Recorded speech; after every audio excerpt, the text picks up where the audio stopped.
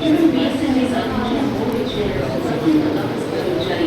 ఒకటి 2008లో చంద్రుడిపైకి ప్రయోగించిన చంద్రయాన్-1, రెండోది 2013లో ప్రారంభించిన మార్స్ ఆర్బిటర్ స్పేస్ క్రాఫ్ట్, మూడోది 2017 ఫిబ్రవరిలో 104 ఉపగ్రహాలను ఒకేసారి ప్రయోగించడం. ఈలోపు ఇస్రో క్రయోజనిక్ ఇంజిన్లను అభివృద్ధి చేసే ప్రయత్నాలను కూడా మొదలుపెట్టింది.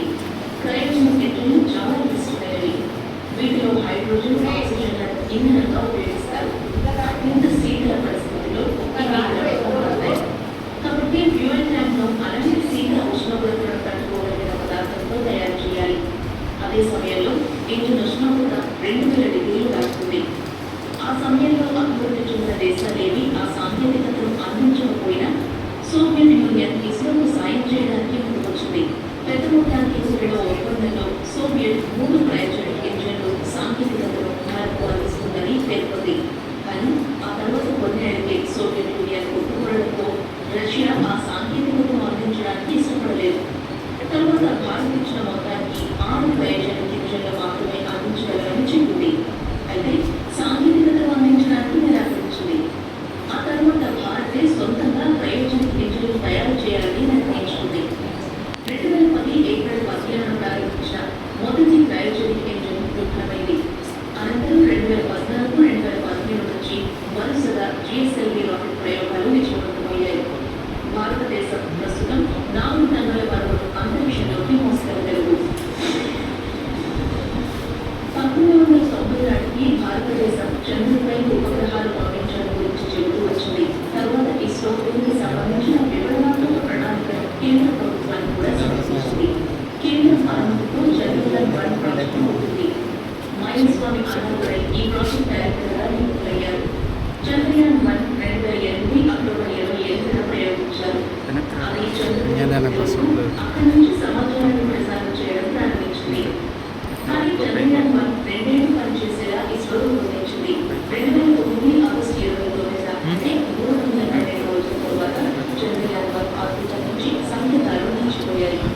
అయితే చంద్రయాన్-1 ఒక కీలకమైన ఆవిష్కరణకు కేంద్రంగా నిలిచింది. చంద్రుడిపై నీటి జోడని చంద్రయాన్-1ను ప్రయోగించిన మూన్ ఇంపాక్ట్ ప్రోబ్ గుర్తించింది. ఈ విజయం అంతరిక్ష సెక్టర్లో భారత్ ప్రొఫైల్ బాగా పెంచింది. 2007లో ఇస్రో చీఫ్ మాధవన్ నాయర్ అంగారకుడిపైకి ప్రోబ్ను పంపాలని ప్రతిపాదించారు. ఈ పథకాన్ని 2012 స్వాతంత్ర్య దినోత్సవం రోజున అప్పటి ప్రధాని డాక్టర్ మన్మోహన్ సింగ్ ప్రకటించారు. అంగారక గ్రహానికి సంబంధించి అమెరికా, ఐరోపా దేశాలు చేసిన ప్రయత్నాలతో పోలిస్తే ఇది ఒక సాంకేతిక ప్రయోగం. Mars orbiter mission MOM 2013 November 5న ప్రారంభించారు. MOM 2013 నవంబర్ 30న భూమి గురుత్వాకర్షణ పరిధిలోకి వెళ్లి 2014 సెప్టెంబర్ 24న అంగారక కక్షలోకి ప్రవేశించింది. అంటే భూమిని విడిచిపెట్టిన 297 రోజుల తర్వాత మార్స్ కక్షలోకి ప్రవేశించింది. తొలి ప్రయత్నంతోనే అంగారకుడిపై ప్రయోగాలకు సక్సెస్ అయిన దేశంగా భారత్ అవతరించింది. చంద్రయాన్-1 తర్వాత చంద్రయాన్-2 ప్లాన్ చేశారు. కానీ ఈ ప్రాజెక్టు ప్రారంభం నుంచి సమస్యలు కూడా సఫలమైంది. రష్యన్ ఫెడరేషన్ సహకారంతో 2014లో ఈ ప్రాజెక్టును అమలు చేయాలని నిర్ణయించారు. చంద్రయాన్-2లో భాగంగా చంద్రుడి కక్షలో ఉండే ఉపగ్రహంతో పాటు చంద్రుడి ఉపరితలంపై ల్యాండర్ రోవర్ను ప్రయోగించాలని ప్రాజెక్టు ప్లాన్ చేసింది. అయితే రష్యా నిర్ణీత సమయంలోపు పరికరాలను డెలివరీ చేయకపోవడంతో ఇస్రో వాటిని తాము సొంతంగా సిద్ధం చేయాలని నిర్ణయించింది. మరోవైపు ఇస్రో 2019లో చంద్రయాన్-2 ప్రయోగించడానికి సిద్ధమైంది. ఈ రాకెట్ 2019 జూలై 15న చంద్రయాన్ మోసుకెళ్లడానికి సిద్ధమైంది. కానీ చివరి క్షణంలో రాకెట్లో చిన్న లోపం కలగడంతో ఆ ప్రయోగాన్ని నిలిపివేశారు. ఆ తర్వాత జూలై 22న చంద్రయాన్-2 విజయవంతంగా ప్రయోగించారు. 2019 విక్రమ్ ల్యాండర్ సెప్టెంబర్ 6న చంద్రుడిపై వెళ్ళడానికి సిద్ధమైంది. అయితే ల్యాండింగ్కు 2.2 కిలోమీటర్ల దూరంలో ఉండగానే విక్రమ్ ల్యాండర్ క్రాష్ ల్యాండ్ అయింది. కానీ ఈ ప్రాజెక్టులో ఉండే ఆర్బిటర్ మాత్రం ఇంకా పనిచేస్తూనే ఉంది. అందుకే చంద్రయాన్-3లో ఆర్బిటర్ పంపించలేదు. ఇప్పుడు చంద్రయాన్-3 ల్యాండర్ కూడా చంద్రయాన్-2 ఆర్బిటర్తోనే కమ్యూనికేట్ చేస్తోంది. 2023 జూలై 14న ఇస్రో ప్రయోగించిన చంద్రయాన్-3 ఆగస్టు 23న విజయవంతంగా చంద్రుడిపై ల్యాండ్ అయింది. ఈ విజయంతో చంద్రుడి దక్షిణ ధ్రువంలో ల్యాండ్ అయిన తొలి దేశంగా